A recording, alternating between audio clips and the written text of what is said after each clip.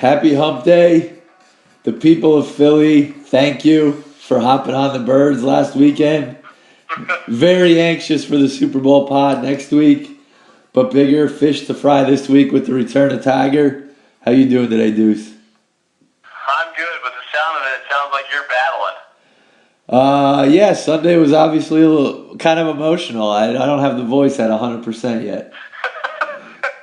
That was I'm sure you enjoyed it not having a nail biter. It's probably a pretty good feeling. It was nice. I just don't know how you back that performance up. Yeah, that's a concern. At least they have 2 weeks to worry about it. Yep. Well, let's go right out to Torrey for this weekend. The return of Eldrick. Give me just your overall thoughts about it. He's back. It's just a totally different vibe when he's playing. It's crazy the buzz that it gets. There's so many good young players, but really, I've said it a million times, it's just so different when he's playing. It's just a different atmosphere. No one cares about pairings unless you're talking about the Masters, really. But people were waiting online for pairings to come out this week. So, he's arguably the best ever, and it kind of shows with the needle. What time and who's he going out with tomorrow? He goes out in the afternoon. I think it's 1:30-ish. He gets to the South, the big boy course first. He's paired with Patty Reed and Chuck Hoffman. Good pairing for him? I actually think it is. If I want Tiger to do well, I was worried about him paired with, two big guys like Rahm and Fowler or something like that. I think this will take a little bit of the pressure off of him. How do you expect Torrey to set the course up this weekend? It plays the same every year. The rough actually looks thick. It looks like it's in great shape. 2 courses the first 2 days. Everyone gets a shot at the North course, which is easier. The bent grass greens, so us East Coasters know about those. Much easier to putt. South course, much longer, tougher fairways to hit, and the greens are Poe, which is similar to Bermuda in a sense where it gets kind of bumpy. That's why Brant Snedeker, guys like that have had success here, that little pop stroke. Much easier to putt when you can slap it around like that. So, 2 different shots. Got to make some hay on the North course this week. That's the easier of the two. Any concerns with weather? Doesn't look like it, no. San Diego, it's basically like playing in a dome. Every year that seems like forecast is good and one of the days some fog rolls in, so that's the only thing I think they have to worry about. Your expectations for Tiger this weekend? Man, this is a hard question to ask. He looks so good at the Hero, but I still go back. This is really his first competitive tournament forever. There's got to be some nerves. The South is a very tough course to score on. His full swing looks really good. I'm watching the TV right now. They're showing some of his Pro-Am highlights. He hits some really good wet shots. He looks like he was in the fairway a bunch. The tracker's saying he shot even par, and that was on the South course. So, without grinding too much over putts, I feel like that's a decent score. So I expect him to hover around the cut line this week, which I expect to be in between kind of that 2 over to 1 under range, somewhere in there. Do you expect him to make the cut? I do not expect him to make the cut, actually. Just because of the course setup, if both were on the South course, the difficult course, actually he'd have a better shot. I'm not sure he's, as in golf shape as the other guys are, meaning the rust. When you need to make 5 or 6 birdies on the easier course, that's where I think he could kind of slip up a little bit and not be as sharp. But, if he makes it, I'm not going to be surprised. But if I had to bet, and maybe it's the number driving this, I bet no. I saw a number that Vegas set it at. His over-under on total number of cuts made this year is 4.5. Is that a fair? I would take the over on that. If you think he's going to stay healthy, which he looks good, you never know, but let's just say he plays 12 to 15 times. I think 5 cuts is doable on the courses he likes to play. Yeah, he knows them as well as anybody. I think it comes down to his health. Good number there, too. Who does this week's course set up for? Well, they'll have to play the South Course 3 times. Basically, 7,800 yards, 77, whatever. It depends on the day. So you have to hit it far. There's been winners that haven't hit it far. Snedeker's one, but he's maybe the best player in the world, so little different circumstances. So if you don't hit it far, it's really tough to contend. The usual suspects here seem to play well. Finau, Woodland, Leishman, guys like that usually take up the leaderboard. Aside from Tiger, give me one or two storylines or guys that you're going to be most interested to watch. Well, this is sort of new from yesterday, but Jason Day, a lot of people are expecting a bounce-back year from him. He pulled out of the Pro-Am today with a sore back. The list of sickness or illness and injury with him is 5 pages long. He's been off for 3 months. I'm shocked that, week 1, he's already has an issue. I haven't heard any more details, just sore back, so I don't know. I saw a couple pictures of him yesterday with Tiger.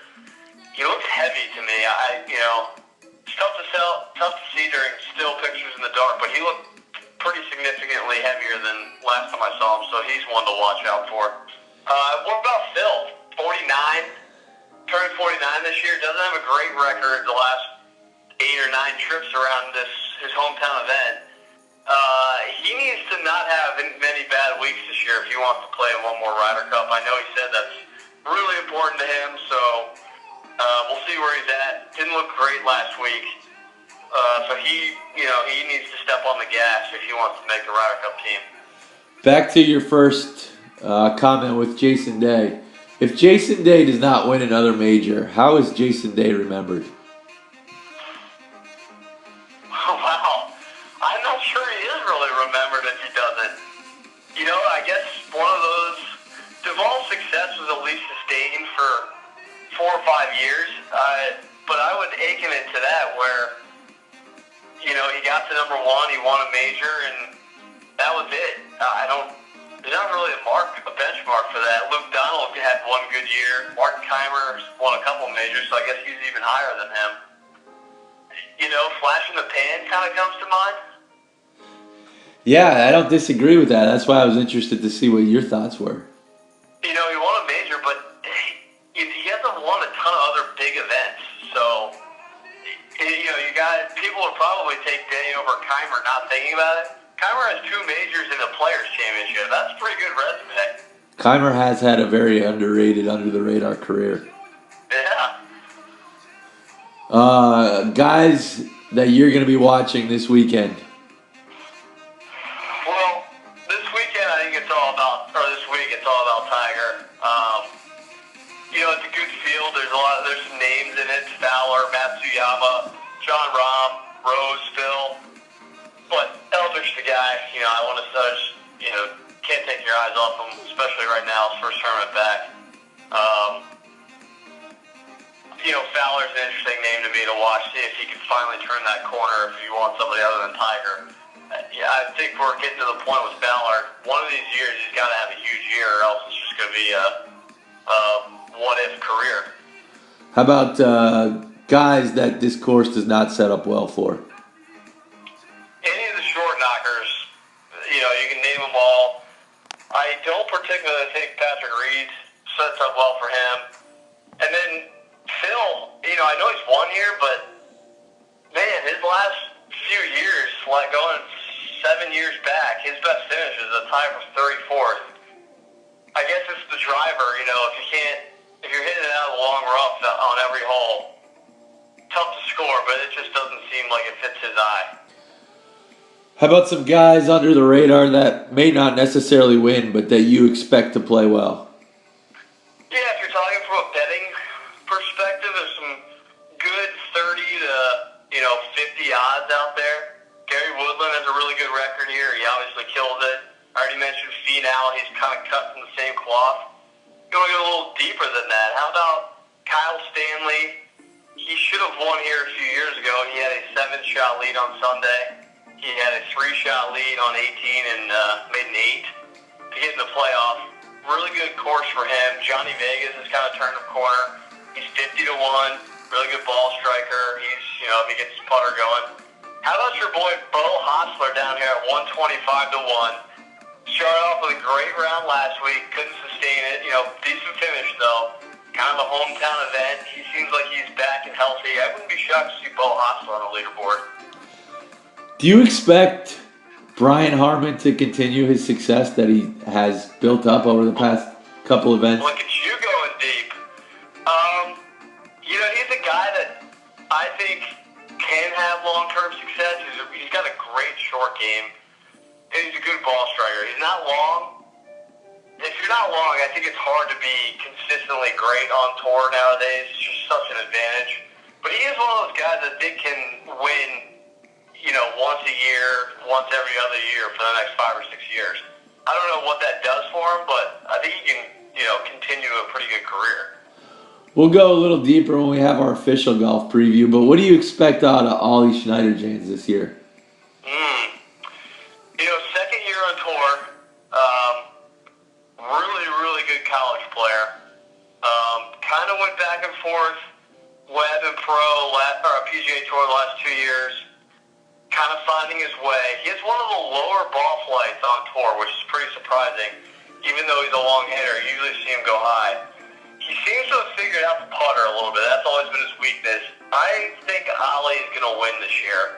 I don't think it'll be a huge event. Maybe it is, but I think he'll pick off a win, like Travelers Championship or something like that. Hilton Head, I think it's a good course where he can hit that stinging 2-iron around and win. So I think he wins this year. 3 more guys quickly. I'll throw out there. Just give me 1 or 2 sentences. Bryson DeChambeau. Better than I thought he was going to be. I thought it was more of a gimmick at first, but he won the John Deere last year, and he's had some good results after that. Also not liked by many guys on tour, if you want to follow that online. Patrick Cantley. If he stays healthy, he's had big-time back issues. He is a superstar in the making. And then lastly, do you expect a bounce back from Jimmy Walker? That's a tough one. He's fighting Lyme disease. He if you follow him on social media, it's kind of up and down. He seems like he's in a better spot now. I don't know if he started new treatment or not. Seems like his game is struggling, though. He's approaching 40. He might be 40, actually, now. I think it's tough when you hit that 40 mark to kind of resurrect your game. I'm going to say no. I do not expect a bounce back from Jimmy. All right. Come Sunday night, who's the winner? Well, I'm going to go sort of chalky here, but I think this is a good spot for Ricky Fowler. He's coming off a win at Tigers Tournament, the hero. I know he had a crazy Sunday to kind of steal that tournament, but here's why I like him. Course sets up well for him. He's a California guy. His results here are mixed, but I think that's more because he usually goes to Abu Dhabi, gets a cash grab, and he flies back on Monday to play this tournament. I mean, that's a ton to ask. He did not do that this year.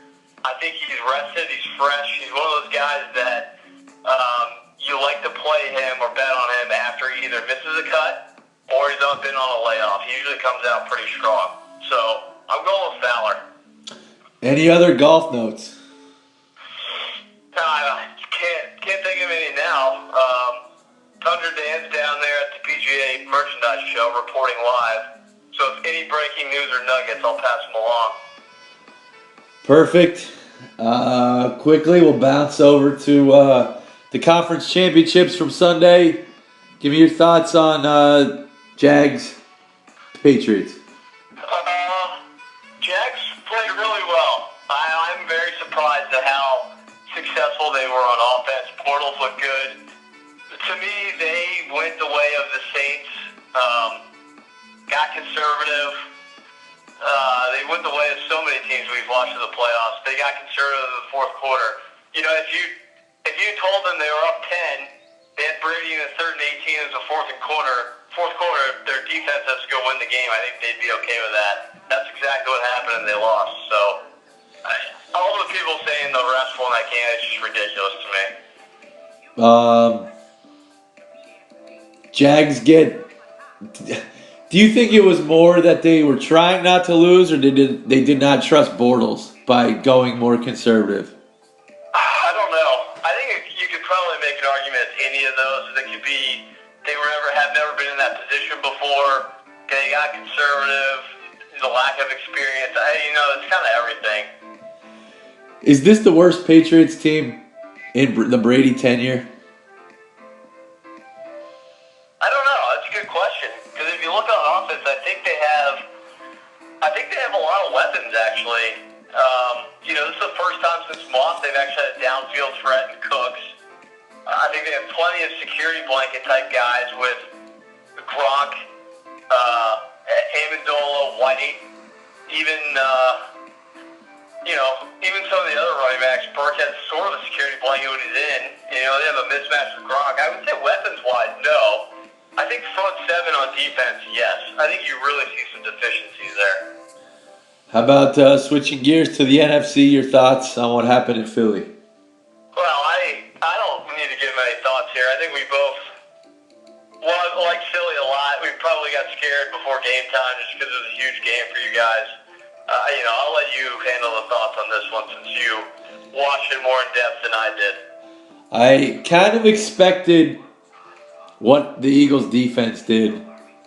I know that we've debated back and forth all year about Minnesota's offense. I was never a Keenum believer.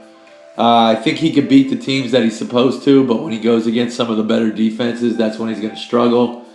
I think they really, really miss Dalvin Cook in games like this. Yeah. It's tough to rely on Latavius Murray for a whole game against a good defense. I don't think Thielen was even close to 100%.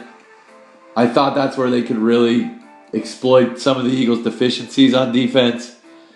But the offensive line for Minnesota just couldn't keep Keenum in a comfortable position. Yeah. And defensively for the Vikings, they just not make any adjustments. I thought Zimmer was terrible. Obviously, Foles had a career day, but I didn't think that they did a lot to make Doug Peterson go away from what was comfortable. No. I have a couple things written down. A lot of this is from early in the game, actually. I thought, kind of what we talked about the week before, I thought Minnesota had some success with Jerry McKinnon early, and I never heard from him again. He got the edge in the first drive specifically. Yes. They marched it right down the field. Yes. If the Birds don't get that pick six, is this a different game? I've thought about that a lot the past couple of days, and I think it is. Even if they don't get the first down there, they got a punt. The first drive, Foles was 0 for 2. They missed a deep pass. I think if they force a 3 and out there, you're really making it a nervous situation for Peterson, the Philly faithful, and Foles. The energy in the stadium is just totally different. Yes. If that play doesn't happen. Absolutely. But it did happen. It was a terrible throw. Defender actually made the catch and made a play on it. But I just thought that was the whole game there. The whole momentum just changed. It was 100% Minnesota's way, and then it literally was 100% Philly's way. And they, credit to them, they took it and ran with it. The momentum certainly changed, and I thought the nail went in the coffin right before halftime when Peterson pressed it with 30 seconds to go and got a field goal. I think Minnesota just wanted to go back to Minnesota at halftime. Totally agree. I was very surprised at the lack of pass rush. I think Xavier Rose was also dinged up. Yes. He didn't look the same. And like you said, Adam Thielen looked totally different. I did not realize his injury was that bad. I know he didn't practice, but I thought that was more just rest. I thought that, I know it was an emotional game last weekend, but I thought just overall, the Saints took a ton out of Minnesota. Yeah, the stats were there for a reason. They looked totally flat after that. After that pick six, it was almost like, shit, we don't have it or something like that. Yeah. Even the players' expressions on the sidelines, they were almost in a daze. Yep, daze is a perfect way to Your thoughts? The line opened at 6.5, 6 in some spots. I've seen it anywhere from 5 to 6. Too high. Don't give away your pick, but just your thoughts on where the line opened. I was a little surprised. I thought it was, when it opened at 6, I thought it would actually nudge to 7. I'm very perplexed on why the percentage is high on Philly. I mean, I get it, recency bias and all that, but New England usually gets the benefit of the doubt by the public. If they're there, the public usually doesn't hold the last game against them, so I'm surprised the line didn't go north of 6 to 7 maybe. 5 is just a no man's land line. I would think it's pretty hard to get people to bet on Philly at 5, but clearly it's not. Is it the 6.5? I thought was a little high. Obviously, I'm an Eagles fan, so maybe a little biased, but I thought it was a little high. Did that speak more to the success of Brady and Belichick, or the uncertainty about Peterson and Foles? That's a great question. I think it could probably be both. Obviously, I think the Patriots were probably number 1 in Vegas rankings the majority of the year. I think, Brady Belichick, like you said, they have that built-in respect in Vegas. So I think that respect gets you a point or two. Neutral field, you're not going to point or two. So I think on a neutral field before yesterday's games, or last week's games, I think it was probably 7. And I think the performances by both teams probably knocked it down to that 6, 5.5 range. When we talk next week, whether it's Thursday or Friday for the Super Bowl preview, where do you think the line will be? Well, it has to move, right? I can't imagine. Now, I read right before we got on, the baseball bettor, I don't forget his nickname in Vegas. He plunks down the largest bets in baseball.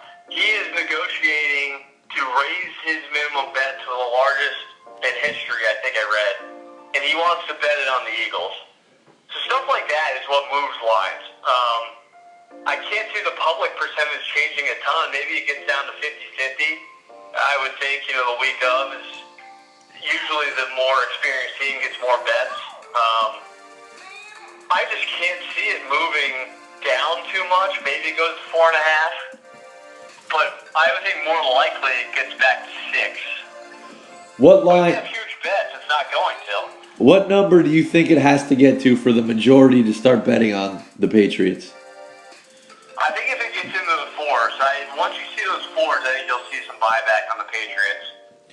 And they got to 3.5 by some crazy way. I don't think it happens, but if it did, I think you'd see the public jumping on the Patriots. Initial thoughts, over-unders sitting at 48 right now. If you had to make a pick right now, it would be? 48. I think I would go under. Just because, public usually likes to bet the over. 48 is kind of one of the higher ones, I think. First half of a game is usually pretty jittery in a Super Bowl. I think I would lean under. I don't know. Yeah, I think I'm with you. I think we talked a little bit before we got on the pod in a conversation that Peterson's going to try and control the clock. At least that would be my strategy going in. And then you have the Eagles defense who's certainly going to get some stops. I think the under is where you have to lean. Yeah, I think it seems like a contrarian play. That's probably why I lean that way.